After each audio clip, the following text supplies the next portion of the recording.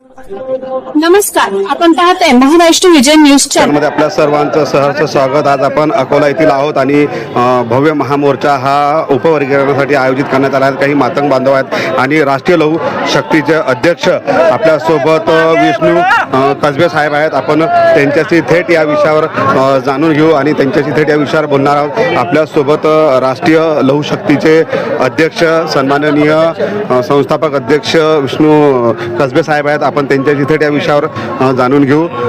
ते या महामोर्चाला आलेले आहेत। उपस्थित आपल्यासोबत साहेब, काय सांगाल, काय मागण्या आहेत आपल्या?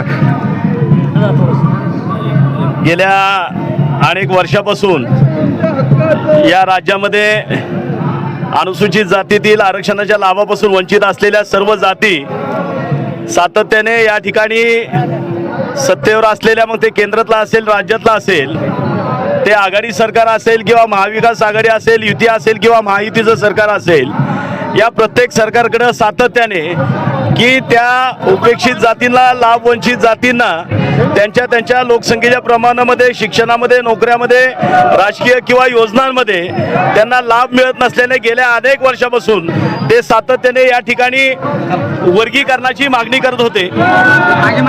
त्या मागणीला दुर्दैवाने या ठिकाणच्या कोणत्याही सरकारने, म्हणजे आघाडी असो किंवा युती असो, महायुती असो, या ठिकाणच्या कोणत्याही सरकारने या शोषित पीडितांचा आवाज त्यांना ऐकता आला नाही। दुर्दैवाने त्यांनी कधी या घटकांबद्दल निर्णय घेतला नाही। त्यामुळं या ठिकाणी सरतेशेवटी या देशाच्या सर्वोच्च न्यायालयाला या शोषित पीडितांची दया आली आणि त्याच्यानंतर या ठिकाणी 1 ऑगस्ट 2024ला हा ऐतिहासिक आणि क्रांतिकारी निर्णय घेतला आणि वर्गीकरणास या ठिकाणी मान्यता दिलेली आहे। आज जर पाहिलं तर जवळजवळ या देशातल्या अर्धा डझनभर राज्याने या निर्णयासंदर्भात काही ठिकाणी अंमलबजावणी सुरू आहे, काही ठिकाणी अंमलबजावणी झालेली आहे। कर्नाटक सारख्या राज्यामध्ये या ठिकाणी कायदा देखील करण्यात आलेला आहे। मात्र दुर्दैवाने ज्या महाराष्ट्र राज्याला आपण पुरोगामी राज्य म्हणतो, ज्या महाराष्ट्र राज्याला आपण फुले शाहू आंबेडकरांचं राज्य म्हणतो, ज्या महाराष्ट्राला आपण साधू संतांची भूमी म्हणतो, मात्र दुर्दैवाने याच राज्यामध्ये, याच पुरोगाम्यांच्या राज्यामध्ये या ठिकाणच्या शोषित पीडितांना न्याय द्यायला 24-22 महिने लागतात। ही शोकांतिका आहे।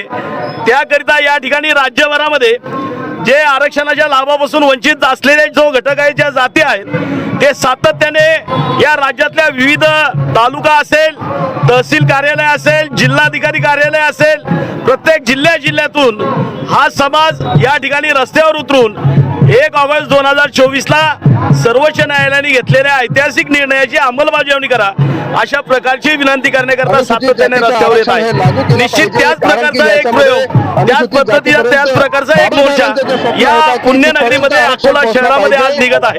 प्रचंड मोठ्या संख्येने आपण पाहू शकता या संपूर्ण जिल्ह्यातील आणि आजूबाजूच्या वाशिम असेल, अमरावती असेल किंवा बुलढाणा असेल इत्यादी जिल्ह्यातून सुद्धा बरेचसे समाज बांधव आणि भगिनी या ठिकाणी या मोर्चामध्ये सहभागी झालेले आहेत। निश्चित या माध्यमातून आम्ही आपल्या चॅनलच्या माध्यमातून या सरकारकडे पुन्हा एकदा विनंती करीत आहोत की लवकरात लवकर या एकत्रित आरक्षणाचं उपवर्गीकरण करून या ठिकाणच्या शोषित पीडितांना आपण न्याय द्यावा, एवढीच न्यायिक मागणी घेऊन या ठिकाणी हा मोर्चा कलेक्टर कार्यालयावर निघालेला आहे। ते राष्ट्रीय लहू शक्तीचे अध्यक्ष सन्माननीय विष्णू कसबे साहेब आणि त्यांनी त्यांच्या प्रतिक्रिया व्यक्त केलेल्या आहेत की नेहमी महाराष्ट्रातील गोरगरिबांच्या हितासाठी झटणारे कसबे साहेब आहेत आणि त्यांनी त्यांच्या प्रतिक्रिया व्यक्त केलेल्या आहेत। कॅमेरामॅन सोबत न्यूज रिपोर्टर विजय रमेश कुचे।